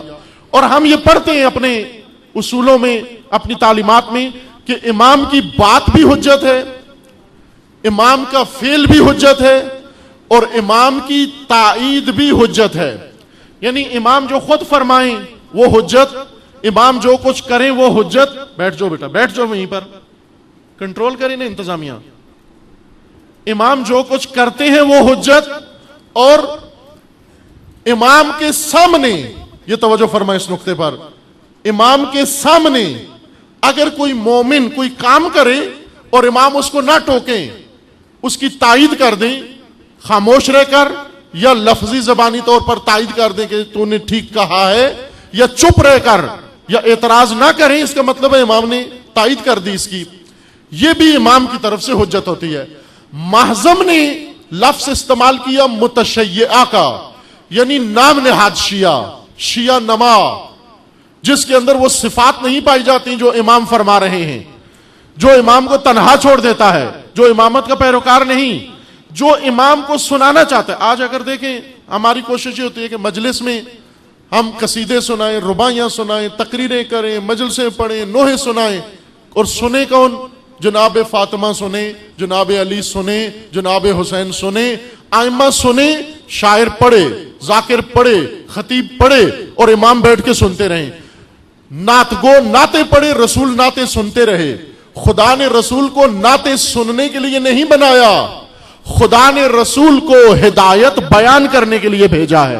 یہ نہیں ہے کہ رسول کی مجلس ہو اور رسول اللہ مجلس میں آئیں، آگے نعت چل رہی ہو، لوگ کہیں یا رسول اللہ آپ بھی بیٹھ جائیں یہاں پر، نعت پہلے سنیں غور سے، پھر دوسرا نعت خان آئے، پھر تیسرا نعت خان آئے، اور رسول کہیں 5 منٹ مجھے بھی تو دو، میں اپنی مجلس میں 5 منٹ میں بھی تو بولوں۔ ہم کہیں نہیں رسول اللہ، نعتیں پڑھنے والے بہت زیادہ ہیں، رش پہلے بہت زیادہ ہے، آپ کے لیے ٹائم نہیں ہے۔ اگر حسین اپنی مجلس میں بولنا چاہیں، ایک خطبہ دینا چاہیں، ہم یہ کہیں گے نہیں، ذاکرین زیادہ ہیں، خطبہ کی تعداد زیادہ ہے، سب کو پہلے ہی 10-10 منٹ دیے جا رہے ہیں اور آپ کے لیے ٹائم نہیں ہے۔ علی کی مجلس ہو، جشن ہو، اور علی 5 منٹ کا خطبہ دینا چاہیں نہج البلاغہ سے، اور ہم کہیں یا مولا آپ کے لیے ٹائم نہیں ہے چونکہ رباعیاں پڑھنے والے اور قصیدے پڑھنے والے بہت زیادہ ہیں۔ نہ عزیز من، قرآن کہتا ہے جب رسول معصوم حجت خدا و امام جب بول رہا ہو، تمہارا کام ہے خاموشی سے سننا، اس وقت کسی کو حق نہیں بنتا وہ بولے۔ کس طرح آج ائمہ بولے، آج کس طرح رسول بولے؟ خوب رسول کی حدیثیں پڑھ کے سنو لوگوں کو۔ جب آپ رسول کی حدیث پڑھ کے سنو گے گویا رسول بول رہے ہیں۔ آج علی کے خطبے پڑھ کے سنو لوگوں کو۔ جب علی کا خطبہ سٹیج پہ پڑھا جا رہا ہوگا اس کا مطلب ہے علی بول رہے ہیں۔ جب حسین علیہ السلام کے خطبے پڑھ کے سنو لوگوں کو اس کا مطلب ہے حسین بول رہے ہیں۔ موسیٰ کاظم علیہ السلام کا کلام پڑھ کے سنو لوگوں کو اس کا مطلب ہے موسیٰ کاظم بول رہے ہیں۔ اور آپ خاموشی سے سنو کہ مولا کیا فرما رہے ہیں. امام موسیٰ کاظم اپنا درد بیان کر رہے ہیں. ایک ستم موسیٰ کاظم پر جو بنو عباس نے ڈھایا, اور ایک وہ ستم جو امام موسیٰ کاظم اپنی زبان مبارک سے ہشام کو بیان کر رہے ہیں. کیا فرما رہے ہیں کہ دیکھ میرا شیعہ یہ ہوتا ہے. مازم نے سوال کیا کہ پھر جن کے اندر یہ صفات نہیں پائی جاتی, جو نام نہاد شیعہ ہیں. امام نے یہ نہیں کہا کہ یہ لفظ استعمال نہ کرو, سب ہمارے شیعہ, جو ہم سے محبت کرتا ہے شیعہ ہے نا. امام نے خاموشی اختیار کی, تائید کر دی, یعنی یہ فرما دیا کہ شیعوں کے اندر دو قسمیں ہیں, ایک شیعہ اور ایک متشیعہ. اس لفظ کو ذہن سے کر لیں. ہم کبھی غلط لفظ استعمال کرتے ہیں, اہل تشیع.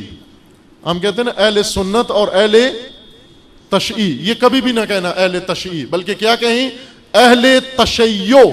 سب کہیں اہل تشیع ہیں ہم. اہل تشیع, اہل تشیع وہ ہوتے ہیں جو جنازے کے پیچھے پیچھے چل رہے ہوتے ہیں, وہ اہل تشیع ہوتے ہیں. جو امام کے پیچھے چل رہے ہیں وہ اہل تشیع ہوتے ہیں. جنازے کے پیچھے جو جا رہے ہیں اہل تشیع ہیں, مردوں کے پیچھے. امام کے پیچھے جو چلے وہ اہل تشیع ہیں. یہ لفظ ذہن میں رکھے. آج امام موسیٰ کاظم علیہ السلام نے ایک اور طبقہ متعارف کروایا ہمارے لیے, متشیعہ. متشیعہ شیعہ جس کے اندر امام کی بتائی ہوئی صفات پائی جاتی ہیں. متشیعہ یعنی جو شیعوں سے اپنے آپ کو منسوب کر لے لیکن اس کے اندر شیعوں والی صفات نہ پائی جاتی ہیں. نام نہاد شیعہ, بظاہر شیعہ, ظاہری شیعہ, نام کا شیعہ وہ اندر سے غیر شیعہ. اصل میں ائمہ کو تنہا کس نے رکھا؟ شیعہ نے نہیں رکھا, متشیعہ نے رکھا. متشیعہ امام حسین کا ساتھ نہیں دیا. یہ جو کہتے ہیں کوفہ میں شیعہ تھے, انہوں نے خط لکھا اور نہیں آئے ساتھ دینے کے لیے. آج پتہ چل گیا امام کاظم علیہ السلام کی اس حدیث سے پتہ چلا کہ کوفہ میں شیعہ نہیں تھے. کون تھے بولو؟ متشیعہ تھے. امام حسن کو شیعوں نے تنہا نہیں کیا بلکہ متشیعہ نے تنہا کیا, اور امام صادق کو شیعہ نے نہیں بلکہ متشیعہ نے تنہا کیا. شیعہ ہوتا ہی وہی ہے جو وہاں نظر آئے جہاں اس کا امام اور رہبر کھڑا ہوا ہے. متشیعہ کہاں ہوتا ہے؟ متشیعہ اس میدان میں نہیں ہوتا جہاں اس کا امام اور رہبر کھڑا ہوا ہو. متشیعہ گھر میں ہوتا ہے, امام کربلا میں ہوتا ہے. یہ متشیعہ ہوتا ہے, یہ نام نہاد شیعہ ہوتا ہے. امام فرما رہے ہیں یہ متشیعہ, ان کا کیا ہوگا؟ اب معظم نے پوچھا کہ مولا یہ جو نام نہاد شیعہ ہیں ان کا کیا کریں؟ ہم ان کے ساتھ تعلقات رکھیں, ان کو اپنی جماعت میں لے آئیں, ان کے ساتھ اتحاد کر لیں, ان کے ساتھ وحدت کر لیں متشیعہ کے ساتھ؟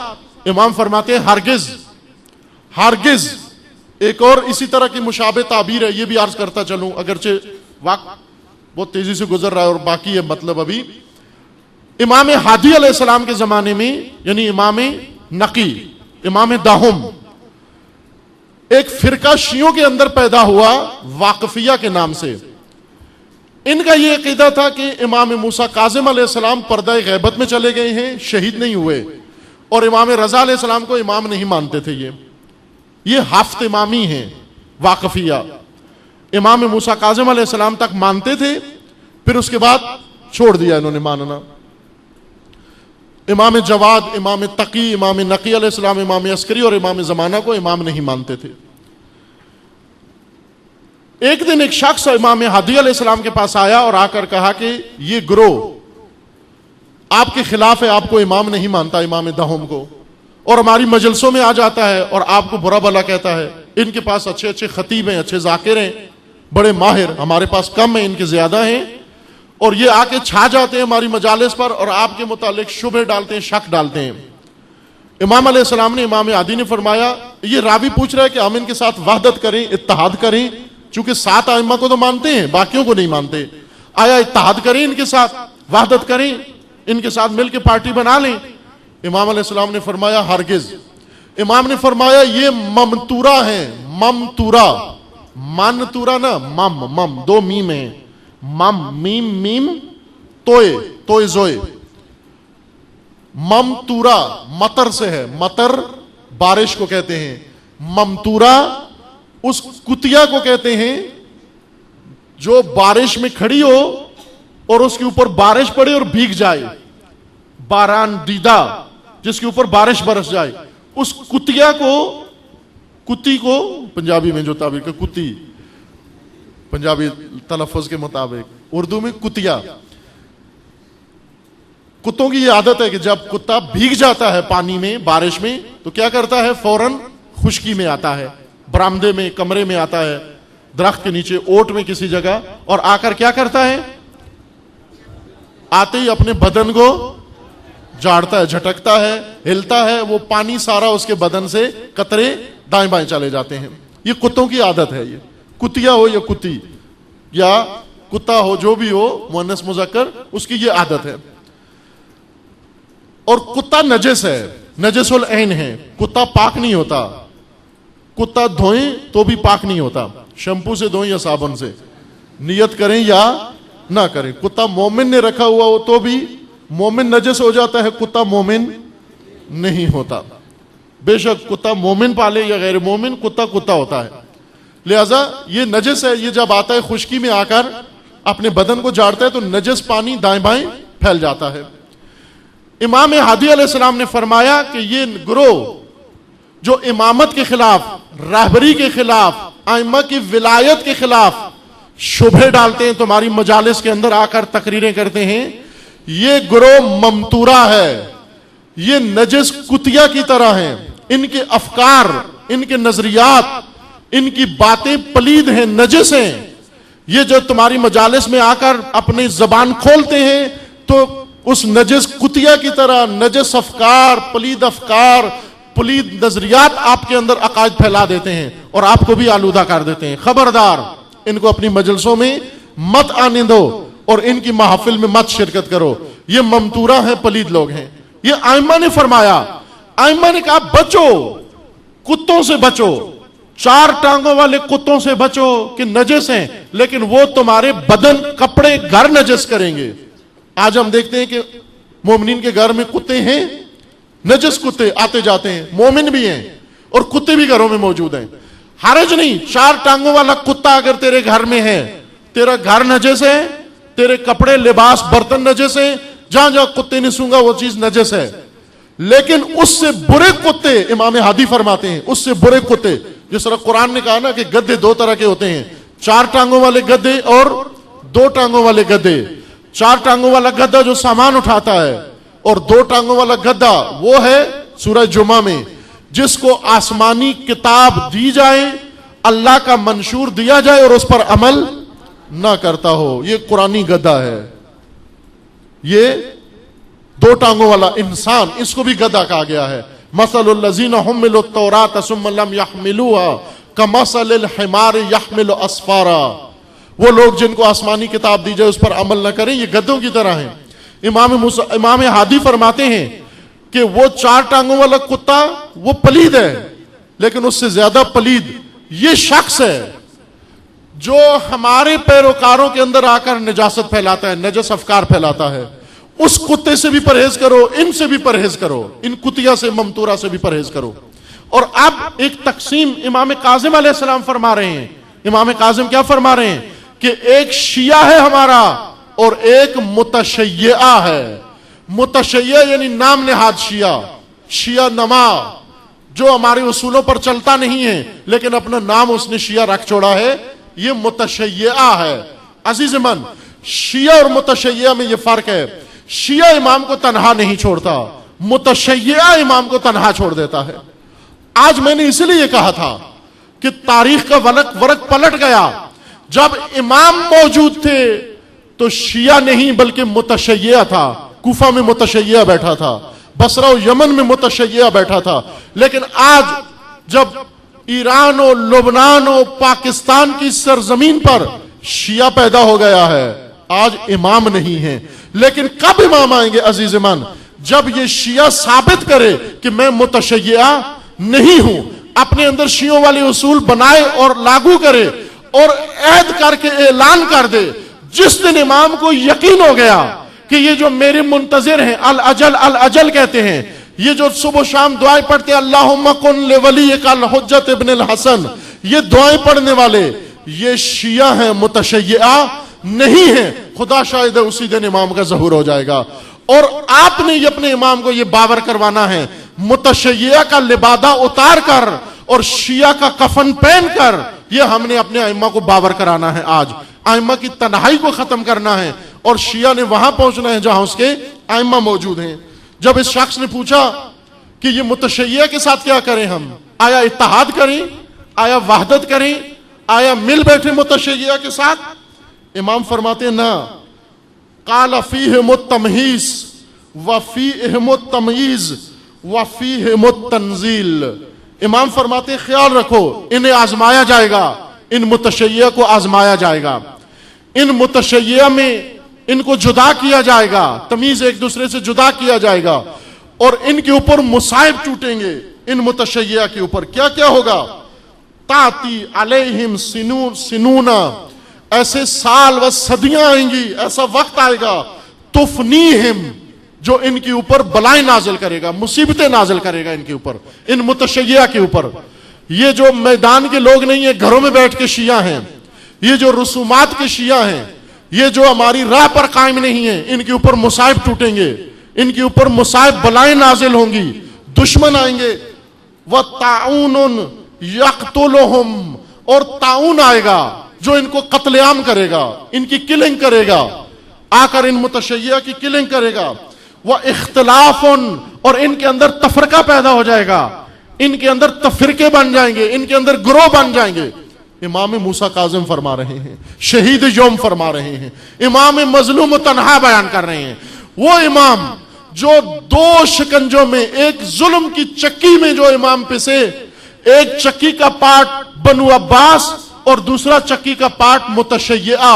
متشیعہ کس کو کہتے ہیں؟ خاموش شیعہ کو, ساکت شیعہ کو, چین سے گھر میں بیٹھے شیعہ کو, لا تعلق شیعہ کو, بے تفاوت شیعہ کو, غیر متحرک شیعہ کو, فقط آرزویں کرنے والے شیعہ کو. وہ شیعہ جو کہتا ہے کہ میں مروں تو امام قبر میں آ کر مجھے نجات دیں, لیکن اس دنیا میں نے امام کی پیروی نہیں کرنی, یہ متشیعہ ہے.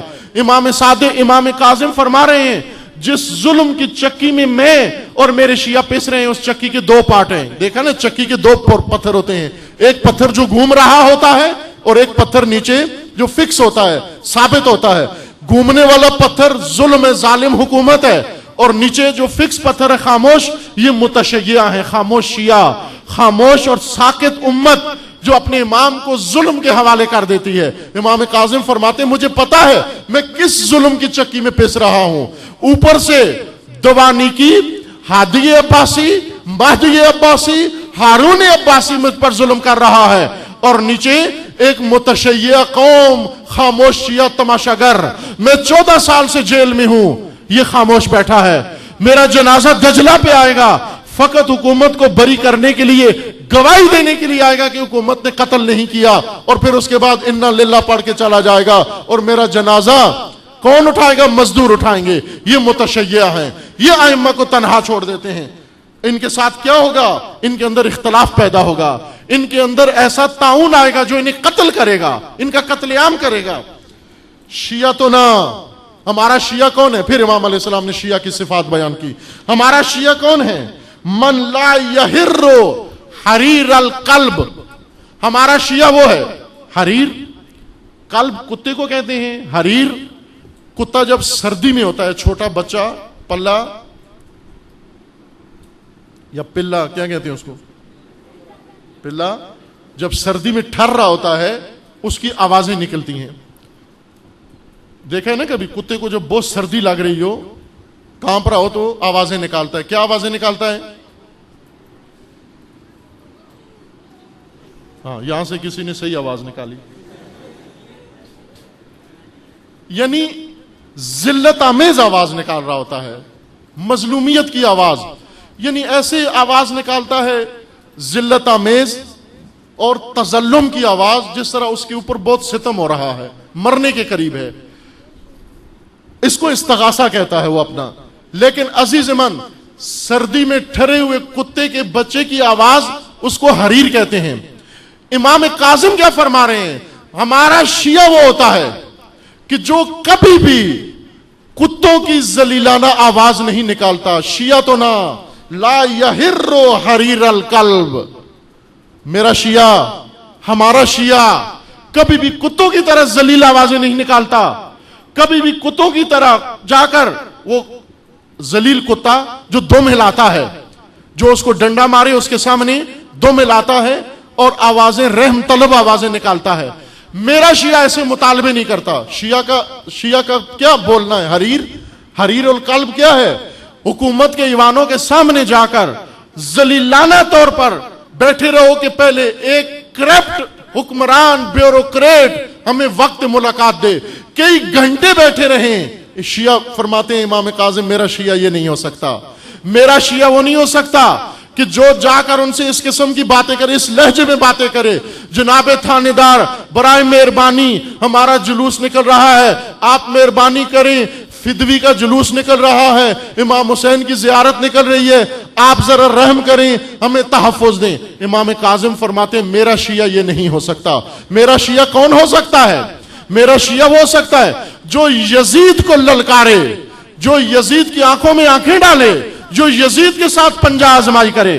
اگر کوئی بھی ساتھ دینے والا نہ ہو، فقط اپنی اولاد کو لے کر میدان میں آ جائے. یہ ہمارا شیعہ ہوتا ہے. ہم اپنے شیعہ سے کبھی بھی کتوں کی طرح، اس طرح فارسی میں اس کو کہتے ہیں زوزہ یعنی مصیبت میں پھنسے ہوئے آدمی کی آواز نکالنا. جو پھنسا ہوا آدمی ہوتا ہے ہائے ہائے ہائے ہائے فریادیں کر رہا ہوتا ہے. یہ ہائے ہائے نہ سنوں میں شیعوں سے. شیعہ تو نہ لا یحر حریر القلب ولا یطمع طمع الغراب. اور میرے شیعہ وہ ہوتا ہے جو کوے کی طرح دوسروں کے مال پر نگاہ نہیں رکھے ہوئے ہوتا کہ کوئی لقمہ منہ سے نکال کر پھینکے. عموماً ہوتا ہے کوے کیا کھاتے ہیں؟ آپ روٹی کھاتے ہیں، روٹی کا جو کچا حصہ ہوتا ہے کونا، وہ آپ توڑ کے پھینک دیتے ہیں اور اوپر سے کوا اترتا ہے اور اس کا بچا کھچا روٹی کا ٹکڑا اٹھا کے لے جاتا ہے. امام کاظم فرماتے ہیں کہ ہمارا شیعہ کبھی بھی غراب اور کوے کی طرح نہیں ہوتا جو دیکھ رہا ہو کہ کسی سرمایہ دار کا بچا کھچا مال مجھے ملے گا، کسی سیٹھ کا بچا کھچا مال مجھے ملے گا، کسی حکومت کا بچا کھچا مال مجھے ملے گا، کسی امبیسی کا بچا کھچا مال مجھے ملے گا. ہمارا شیعہ ہرگز کوے کی طرح ذلت کا کھانا نہیں کھاتا، چوری کا کھانا نہیں کھاتا، بچا کھچا کھانا نہیں کھاتا. ہمارا شیعہ بھوک سے مر جائے گا لیکن کوے کی طرح کبھی لالچ اور ہرس میں مبتلا نہیں ہوتا. ہم پیروان حیدر ہیں، ہم پیروان حیدر ہیں، ہم پیروان حیدر ہیں. نہ ذلت قبول نہ سازش قبول، نہ ذلت قبول نہ سازش قبول، نہ ذلت قبول نہ سازش قبول. توجہ فرمائیں، وقت ہمیں. لا یطمع طمع الغراب ولا یسأل وان مات جوعا. میرا شیعہ وہ ہے جو بھوک سے مر جائے لیکن کسی کے آگے ہاتھ نہیں پھیلاتا. غیرت مند شیعہ، عزت مند شیعہ یہ نہیں ہوتا وہ جاب کے لیے مرد آباد امریکہ کہے کہ پھر ویزے کے لیے اپلائی کر دے، مرد آباد برطانیہ کہے کہ پھر یو کے میں جا کے جاب کرنا شروع کر دے.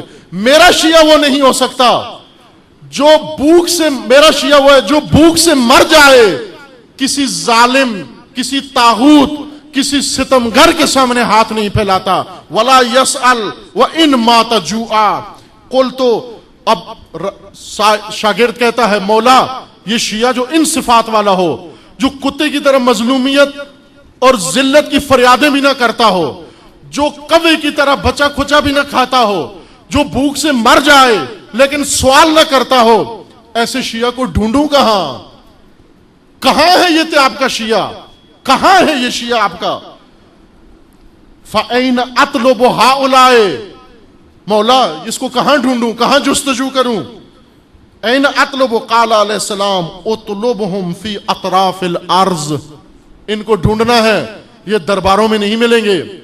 ان کو ڈھونڈ زمین کے دور دراز علاقوں میں ڈھونڈ، یہ دور دراز پسماندہ علاقوں میں، دیہاتوں میں. فقیر گرانوں میں، دور دراز شہروں میں یہ ملیں گے، یہ موجود ہیں. یہ غیرت مند میرے شیعہ موجود ہیں، ان کو طلب کر، ان کو جستجو کر. یہ بہت دور دراز زمین کے علاقوں میں موجود ہیں. یہ کون لوگ ہیں؟ ان شاہدو لم یعرفو، یہ سامنے آ جائیں پہچانے نہیں جاتے. وَإِنْ غَابُوا لَمْ يَفْتَقِدُوا، اور اگر یہ غائب ہو جائیں تو مفقود نہیں ہوتے. جہاں ان کو حاضر ہونا ہوتا ہے وہاں حاضر ہوتے ہیں. وَإِنْ مَرِضُوا لَمْ يُعَادُوا، یہ اگر مریض ہو جائیں تو رحم کی اپیلیں نہیں کرتے. وَإِنْ خَطَبُوا لَمْ يَزْوُجُوا، یہ وہ لوگ نہیں ہیں جو شادیاں کر کے اپنی بیویوں کی بغل میں جا بیٹھتے ہوں، بیویوں کے ساتھ حجلہ عروسی میں جا بیٹھتے ہوں. یہ وہ شیعہ نہیں ہیں ہمارے. اذا خطبوا لم يزوجوا وان رأوا منکرا، اگر یہ کسی برائی کو دیکھیں اس کے خلاف اٹھ کے قیام کرتے ہیں. وان خاطبهم جاہل، اور جب جاہل ان سے مخاطب ہوتا ہے سلموا، اسے کہتے ہیں تجھ پر سلام ہو، ہمارا تجھ سے کوئی تعلق نہیں ہے. وَإِن لَجَعَ إِلَيْهِمْ ذُو الْحَاجَةِ مِنْهُمْ رَحِمُوا، اور جب کوئی مدد مانگنے والا ان کے پاس آئے اس کی مدد کرتے ہیں. وَعِنْدَ الْمَوْتِ هُمْ لَا يَحْزَنُونَ، اور موت کے وقت ہرگز ڈرتے نہیں ہیں، موت سے گھبراتے نہیں ہیں، موت سے حزین نہیں ہوتے، شہادت سے نہیں ڈرتے، بلکہ یہ وہ لوگ ہیں جن کے اندر شہادت کی تڑپ و طلب پیدا ہوتی ہے. لم تختلف قلوبهم وان رأيتهم اختلفت بهم البلدان، اگرچہ ان کے علاقے مختلف ہیں لیکن ان کے دل ایک ہیں. یہ مشرق سے آئیں، مغرب سے آئیں، کوہستانی علاقے سے آئیں، میدانی علاقے سے آئیں، کوئی زبان بولنے والے ہوں لیکن ان کے دل ایک ہوتے ہیں، ان کے دل ہمیشہ ہمارے ساتھ ہوتے ہیں. یہ بھائی ہیں آپس میں، اگرچہ ان کے چہرے اور رنگت الگ ہو، ان کی بولیاں الگ ہوں، لیکن ان کا دل ایک ہوتا ہے. یہ ہمارے شیعہ ہیں. ان کو کہاں جستجو کرو؟ فی اطراف البلدان. توجہ فرمائیں، یہ علم امامت ہے. یعنی امام کیا فرما رہے ہیں کہ شاید آج تجھے یہ شیعہ نہ ملے، لیکن اطراف بلدان میں، اطراف ارض میں، یعنی زمین کے دور دراز علاقوں میں اور زمانے کے دور دراز فاصلوں میں ان کو تلاش کرو. کہاں تلاش کرو؟ امام یہ حدیث کہاں فرما رہے ہیں؟ امام یہ حدیث عرب سرزمین پر فرما رہے ہیں، بغداد کے اندر، وہ سامرہ و مدینہ کے اندر فرما رہے ہیں. لیکن کیا کہہ رہے ہیں کہ ممکن ہے یہ مدینے میں نہ ملے، ممکن ہے یہ شیعہ تجھے اطراف ارض میں ملے گا، اطراف زمین میں ملے گا. اطراف زمین کہاں ہے؟ یعنی یہ فرمانا چاہ رہے تھے کہ کل کو، آنے والے زمانے کو، ایک زمانہ ایسا آئے گا پاکستان کی سرزمین کے دور دراز دیہاتوں میں یہ شیعہ ملے گا.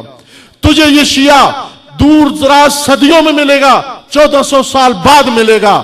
اس وقت ان شیعوں کو تلاش کر. جب یہ شیعہ آئیں گے متشیعہ سے امامت کی جان چھوٹ جائے گی، امامت کی جان چھوٹ جائے گی، امامت ظلم سے نجات پا جائے گی، امام تنہائی سے باہر آ جائے گا جب یہ شیعہ پیدا ہو جائیں گے. عزیز من، آج ہم یہ گواہی دے سکتے ہیں کہ الحمدللہ جن شیعوں کی تلاش علی کو تھی، جن شیعوں کی تلاش امام مجتبیٰ کو تھی، جن شیعوں کی تلاش امام حسین کو تھی، جن شیعوں کی تلاش امام صادق کو تھی، اور جن شیعوں کی تلاش امام کاظم کو تھی، اور جو شیعہ کا کرائیٹیریا امام کاظم نے بیان کیا، الحمدللہ آج وہ اس سرزمین پر اور اس جامعہ میں ان کا ایک نمونہ، ان کا چھوٹا سا ایک نمونہ یہاں پر موجود ہے، ان عزیزوں کی شکل میں، ان جوانوں کی شکل میں. عزیز من، آپ ہی کو امام کاظم تلاش کر رہے تھے.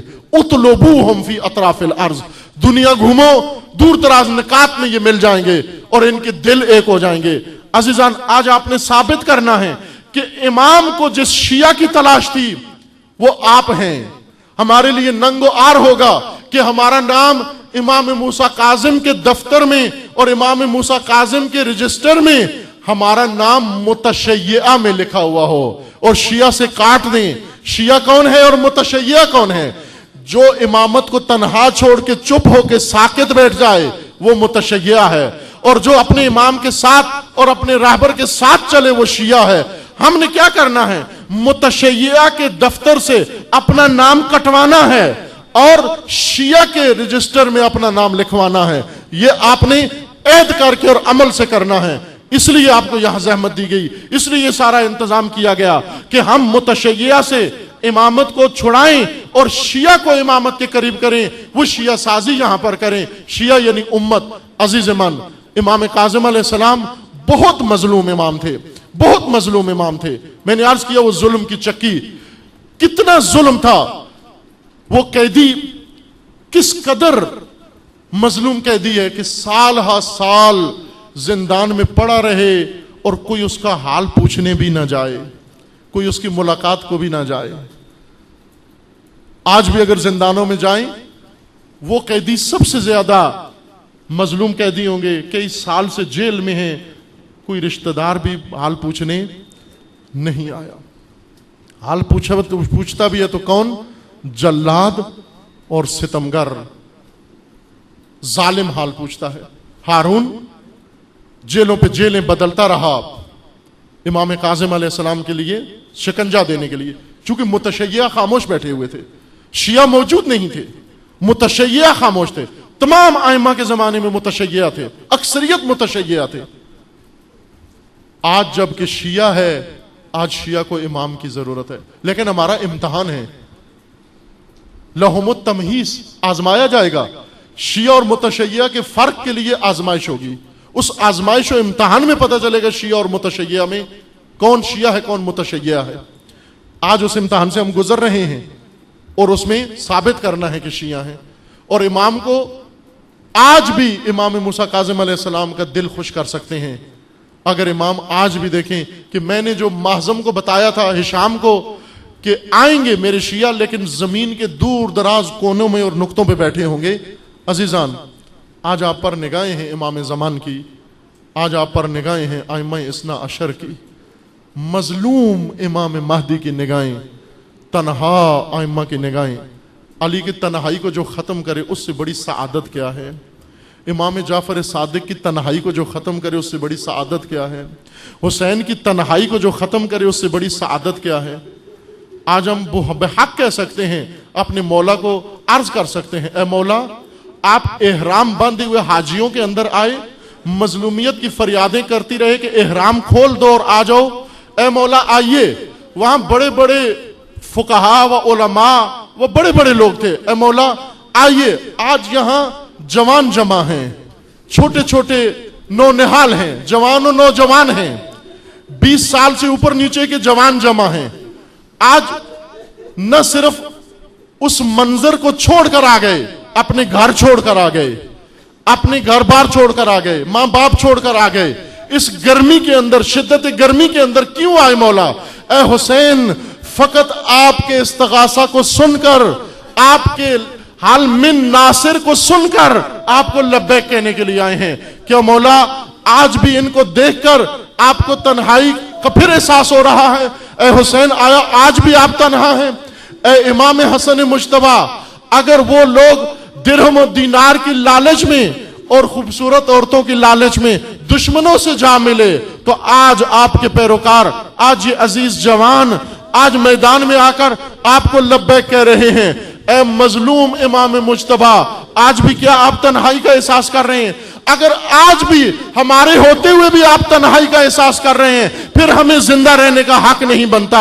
ये नंगीन जिंदगी है, ये आर वाली जिंदगी है, ये शर्मिंदगी की जिंदगी है। इस जिंदगी में जीना नहीं चाहते जिसमें हमारे इमाम को तन्हाई का एहसास हो जाए। आज हम कहते हैं, ए मौला, ए इमाम जाफर सादिक, जब आप 17 आदमियों की आरजू में थे कि 17 जवान और नौजवान मिल जाएं, ए मौला आइए, आज 1000 जवान यहां पर जमा हैं और आपको कह रहे हैं मौला, ए इमाम जाफर सादिक, ए मजलूम इमाम, आप जो 17 की तलाश में थे, आज 1700 आपकी इंतजार में बैठे हैं। आज आप हरगिज एहसास से तन्हाई न करें। और ए इमाम मूसा काजिम, आप 14 साल जिंदान में रहे, कोई आपका हाल पूछने वाला नहीं था। आज हर रोज आपका तज़किरा मौजूद है, आज ہر روز آپ کی مظلومیت کا چرچا موجود ہے. آج نہ صرف آپ کا وہ جسد اطہر پل دجلہ پہ نہیں چھوڑا جائے گا، بلکہ آج آپ کی یاد ہر مومن کے دلوں میں ہے. آپ کا مرکز ہر مومن کا دل ہے. امام موسیٰ کاظم ہر دل کے اندر موجود ہیں. عزیزان، آج آپ نے اپنے ہونے سے، اپنی موجودیت سے، اپنے حضور سے یہ بتایا ہے کہ ہمارے امام تنہا نہیں ہیں. ہمارے امام تنہا نہیں ہیں.